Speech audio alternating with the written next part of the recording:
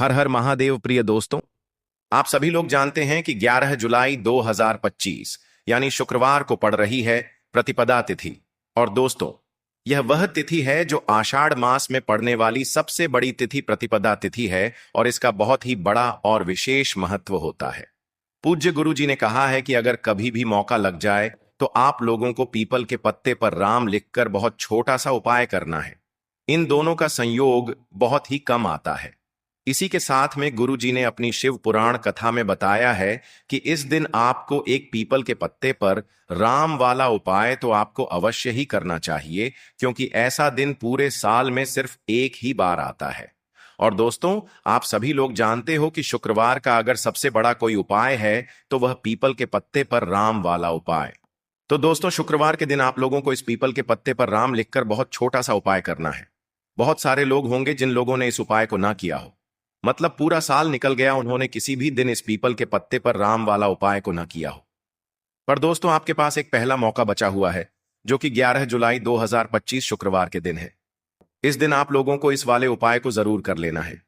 भले ही आपने पूरे महीने भर इस उपाय को न किया हो, पर अगर आपने इस आषाढ़ महीने के शुक्रवार के दिन अगर इस वाले उपाय को कर लिया तो आपको इस उपाय को करने का वह फल मिलेगा जिसकी आपने कभी कल्पना भी नहीं करी होगी। इसीलिए आप लोग इस वाले उपाय को एक बार जरूर कर लेना है, ताकि आप लोगों के हाथ से यह मौका न जा सके और आपको इस उपाय को करने का फल मिल सके। दोस्तों, यह उपाय पंडित जी ने अपनी अभी की ही श्री शिव महापुराण की कथा में बताया है। जी, इस उपाय को आज हम आपको बहुत अच्छे से समझाने वाले हैं। इस वीडियो को देखने के बाद इस उपाय को समझने के लिए आपको कोई और वीडियो को देखने की जरूरत नहीं पड़ेगी। तो चलिए दोस्तों, उपाय को शुरू करते हैं। देखिए, इस आषाढ़ महीने के शुक्रवार के दिन यह इतना खास होता है, इतना महत्वपूर्ण होता है। देखा गया है कभी कभी बड़े बड़े पूजा पाठ अनुष्ठान से जो मनोकामना पूर्ण नहीं होते, वह आषाढ़ महीने की शुक्रवार के दिन एक छोटे से उपाय करने से ही आपकी मनोकामना पूर्ण हो जाती है। और बहुत सारे लोगों ने इस उपाय को किया भी है और उनको इस उपाय को करने का फल भी जरूर मिला है। अगर आप लोग भी इस उपाय को करना चाहते हैं तो आप इस उपाय को पहले अच्छे से समझ लेना, सुन लेना, उसके बाद करना। आपको इस उपाय का फल जरूर मिलेगा और इस उपाय को कर लेने से आपके घर में चाहे किसी भी प्रकार की दुख और समस्या क्यों क्यों ना चल रही हो, आपको उसका कारण भी नहीं पता है कि भाई यह समस्या किस कारण से चल रही है। उसका कुछ भी कारण हो सकता है, जैसे पितृदोष हो सकता है या किसी भी तरह का मंगल दोष भी हो सकता है। तो इस दिन आप लोगों को यह वाला उपाय कर लेना है। यह एक ऐसा उपाय है जिस उपाय को अगर किसी विशेष दिन पर किया जाए तो भाई उस विशेष दिन का जो है वह तो हमें मिलता ही मिलता है, पर हमने उस दिन पर इस उपाय को किया है तो हमें उससे भी बड़ा फल मिलता है और फल बहुत जल्दी मिलता है, क्योंकि आप इस उपाय को बहुत ही बड़े और विशेष दिन पर कर रहे हो। तो चलिए अब उपाय के बारे में बात करते हैं, लेकिन उससे पहले आप लोगों को यह जानना आवश्यक है कि आखिर यह उपाय किस समय करना है, किसको करना है और कैसे करना है। तो चलिए हम आगे आपको वीडियो में एक एक करके बता देते हैं। लेकिन उससे पहले, अगर आप लोग हमारे चैनल पर पहली बार आए हैं या फिर मेरी आवाज आज पहली बार सुन रहे हैं, तो हमारे चैनल को सब्सक्राइब जरूर कर लेना और इस वीडियो को लाइक करके कमेंट बॉक्स में श्री शिवाय नमस्तुभयम, ओम नमः शिवाय जरूर टाइप कर देना। तो दोस्तों, इस पीपल के पत्ते पर राम वाला उपाय को हमें इस शुक्रवार के दिन कैसे करना है, किसको करना है, किस समय करना है और कहां पर करना है, ये सारे सवालों के जवाब आपको इस वीडियो में मिल जाएंगे। और जो ये वीडियो देखेगा भाई, उसको पीपल के पत्ते पर राम वाला उपाय जरूर करना चाहिए, क्योंकि इस दिन पीपल के पत्ते का भी बहुत ही बड़ा और विशेष महत्व होता है।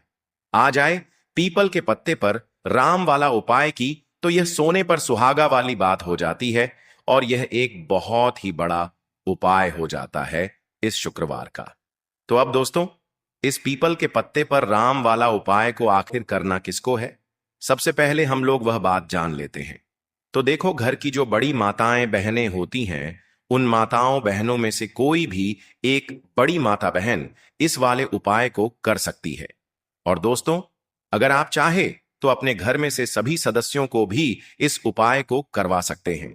अगर किसी व्यक्ति की खुद की कोई मनोकामना है, खुद की कोई दुख और परेशानी है जो कि वह अपने लिए ही करना चाहता है, इस वाले उपाय को तो वह खुद अपने लिए भी कर सकता है। बाकी अगर कोई घर में से ऐसा है जो कि अपने पूरे घर परिवार की सुख और शांति के लिए यह वाला उपाय करना चाहता है, तो भाई वह भी कर सकता है। उसमें भी कोई दिक्कत वाली बात नहीं है। कहने का मतलब यह है कि इस उपाय को हर एक सदस्य भी कर सकता है और पूरे घर परिवार के सदस्य के लिए घर की बड़ी माताओं बहनों में से कोई एक माता बहन भी कर सकती है। माताएं बहनें अगर घर में उपस्थित ना हो या वह यह वाला उपाय ना कर पा रही हो, तो फिर घर का कोई बड़ा सदस्य भी इस पीपल के पत्ते पर राम वाला उपाय को कर सकता है।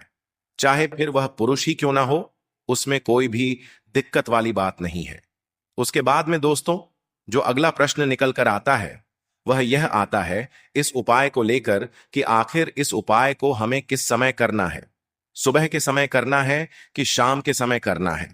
तो देखो, इस वाले उपाय को आप लोग सुबह के समय भी कर सकते हो और शाम के समय प्रदोष काल में भी कर सकते हो। अब अगर आप पूछो कि भाई साहब सबसे उत्तम समय कौन रहेगा इस पीपल के पत्ते पर राम वाला उपाय को करने का, तो हम आपसे बस यही कहेंगे कि इस उपाय को आप सुबह के समय करेंगे तो ज्यादा बेहतर होगा। बाकी अगर प्रदोष काल शाम के समय भी करेंगे तो भी अच्छा होगा, उसमें कोई भी दिक्कत वाली बात नहीं है। तो अब दोस्तों, जो अगली सबसे बड़ी और महत्वपूर्ण बात आती है वह यह आती है कि सुबह अगर हम उपाय को करेंगे तो हमें कितने बजे से लेकर कितने बजे तक के बीच में करना है, और शाम के समय प्रदोष काल में करेंगे तो हमें कितने बजे से लेकर कितने बजे के बीच में करना है। तो देखो, सुबह जितनी जल्दी हो सके आप उपाय को करने की कोशिश करना। बाकी अगर किसी कारणवश लेट भी हो जाओ, थोड़ी देर भी हो आए, तो 10 या 11 बजे तक भी आप उपाय कर लेना, पर 12 बजे से ज्यादा देरी ना हो। ठीक है, इस बात का ध्यान रखना। उसके बाद में दोस्तों, अगर शाम के समय प्रदोष काल की बात करें, प्रदोष काल का जो समय होता है वह शाम के 6 बजे से शुरू हो जाता है। मतलब शाम के 6 बजे से लेकर 7 बजे के बीच का जो समय होता है, यह समय प्रदोष काल का समय होता है। तो आप इस उपाय को 7 या 8 बजे के बीच में भी कर सकते हो। मतलब शाम के 6 बजे से रात 8 बजे के बीच में आप कभी भी इस वाले उपाय को कर सकते हो, उसमें कोई भी दिक्कत वाली बात नहीं है। हमें किसी भी दिन आपको पीपल के पत्ते पर राम लिखकर बहुत छोटा सा उपाय करना है। ऐसा समझ लीजिए, जितने भी आपके शत्रु हैं, जो भी आपके विरोधी हैं, दुश्मन हैं, जो आपको हर तरफ से परेशान कर रहे हैं, अब उन शत्रुओं की अकड़ निकलेगी। शत्रु का किया कराया भी तुरंत हट जाएगा जब शुक्रवार में आप इस छोटे से उपाय को करेंगे। तो देखिए, आज की वीडियो विशेषकर उन लोगों के लिए ही है जो अपने जीवन में शत्रुओं से और दुश्मन से बहुत ज्यादा परेशान हो चुके हैं। देखिए, जगत जननी मां जगदम्बा का हम शुक्रवार में पूजन करते हैं और उनसे जुड़े हुए उपाय करते हैं। साथ ही साथ आपको बता दें कि शुक्रवार में संकट मोचन हनुमान जी का पूजन करने से और उनसे जुड़े हुए कुछ उपाय करने से जीवन के बड़े से बड़े कष्ट भी क्षण भर में दूर हो जाते हैं। तब बहुत कम समय में आपके शत्रु और आपके विरोधी आपके जीवन से दूर हो जाएंगे। आपके दुश्मन लाख कोशिश करने के बाद भी आपका बाल भी बांका नहीं कर पाएंगे अगर आप शुक्रवार में इस छोटे से उपाय को कर लेते हैं। अब देखिए, आज का जो समय है यह कलयुग का समय है और कलयुग के एकमात्र देवता जो अपने भक्तों के जीवन से सारे कष्टों को दूर कर देते हैं वह स्वयं है संकट मोचन हनुमान जी। और संकट मोचन हनुमान जी का पूजन अगर आप शुक्रवार में करते हैं और उनसे जुड़ा हुआ यह छोटा सा उपाय अगर आप शुक्रवार में किसी भी दिन कर लेते हैं, तो ऐसा समझ लीजिए, आपके जो शत्रु हैं, आपके जो विरोधी, आपके जो दुश्मन हैं, ये किसी भी तरह से आपको परेशान करने का प्रयास कर लें, आपका बाल भी बांका नहीं कर पाएंगे। दूसरी चीज, अगर आपके शत्रु ने आपके ऊपर कोई भी तंत्र मंत्र करवा रखा है, कोई भी जादू टोना, कोई भी ब्लैक मैजिक आपके ऊपर करवा दिया है या करवाने का प्रयास कर रहे हैं, ऐसा समझ लीजिए वह किया कराया आप तक पहुंचेगा ही नहीं।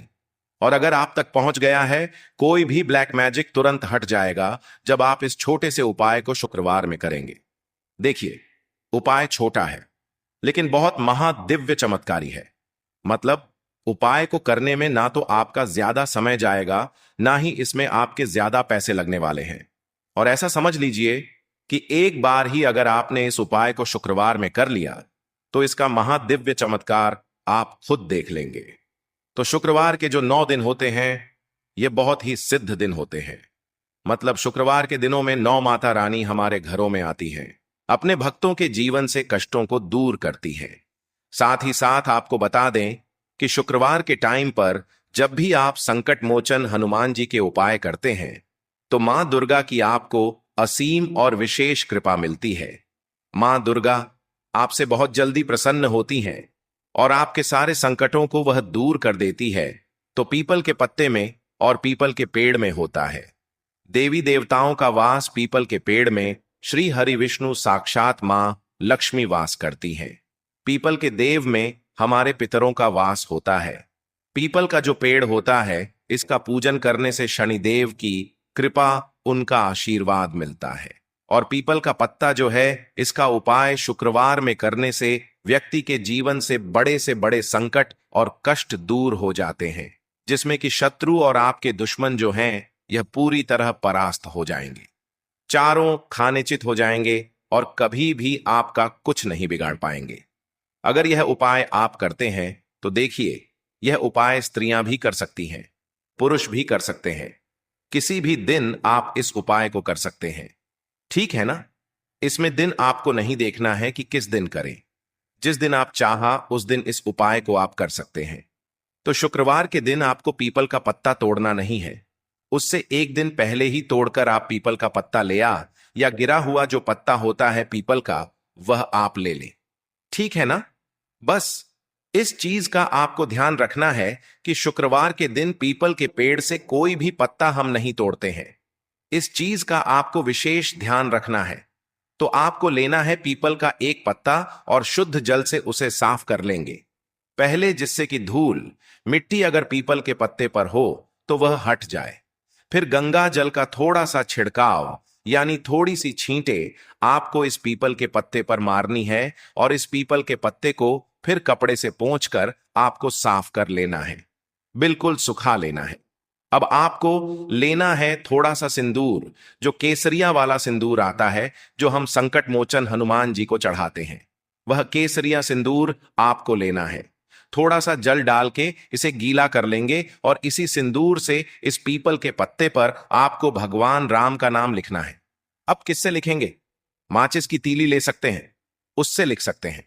किसी भी तरह से आपको भगवान राम का नाम इस पीपल के पत्ते पर लिखना है। लिख लिया, एक आपको चमेली के तेल का या सरसों के तेल का दीपक तैयार करना है और एक कोई भी आपको लेनी है मिठाई में।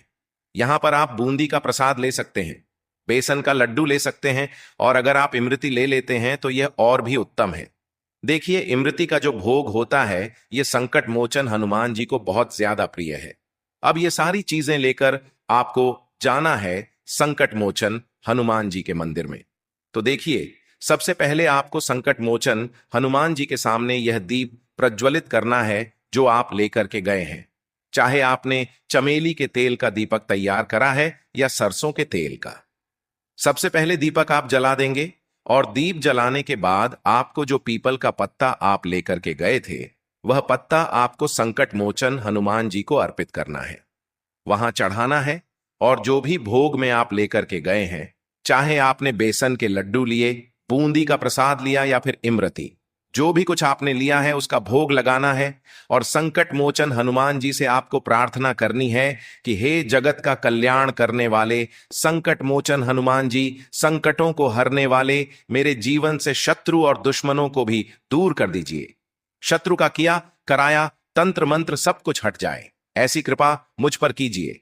इस तरह से आपको प्रार्थना करनी है और 108 बार जय श्री राम जय सीताराम, जय श्री राम जय सीताराम, जय श्री राम जय सीताराम, इस तरह से आपको जयकारा लगाना है। क्योंकि भगवान राम का नाम संकट मोचन हनुमान जी को सबसे ज्यादा प्रिय है, तो जयकारा लगा देंगे। और देखिए, अगर एक बार हनुमान चालीसा पढ़ पाए तो आप एक बार हनुमान चालीसा ऐसा जरूर पढ़ें, ठीक है ना। ज्यादा बार नहीं तो एक बार जरूर पढ़ें। जयकारा तो आपको बिल्कुल से लगाना है और इस छोटे से उपाय को किसी भी दिन कर लीजिए, सुबह कर लीजिए, शाम को कर लीजिए और किसी भी दिन, जैसे शुक्रवार की तिथि जो होती है ना, ये बहुत बड़ी होती है, आप उस दिन भी इस उपाय को कर सकते हैं। जरूर से करें। शत्रुओं और दुश्मन, आपके जो विरोधी हैं, यह पूरी तरह चारों खानेचित हो जाएंगे और आपका बाल भी वहां का नहीं कर पाएंगे। तो देखिए, इस उपाय को आप 9 दिन भी कर सकते हैं, 2-3 बार भी कर सकते हैं। अगर आप ज्यादा बार नहीं कर पा रहे हैं तो एक बार आपको इस उपाय को जरूर से करना चाहिए। तो देखिए, इस उपाय को करने से जो आपके सामने से शत्रु हैं वह भी परास्त हो जाएंगे। जो पीठ पीछे वार करते हैं, पीठ पीछे तंत्र मंत्र करवाते हैं, वह शत्रु भी चारों खाने चित्त हो जाएंगे। बस छोटा सा उपाय है, जरूर करें। तो देखिए, अब बात कर लेते हैं अपने एक बहुत छोटे से उपाय की, जिसे शुक्रवार में करने से आपकी हर मनोकामना पूरी हो जाती है। यह उपाय आप अपने घर पर ही कर सकते हैं, कहीं जाने की आवश्यकता नहीं है।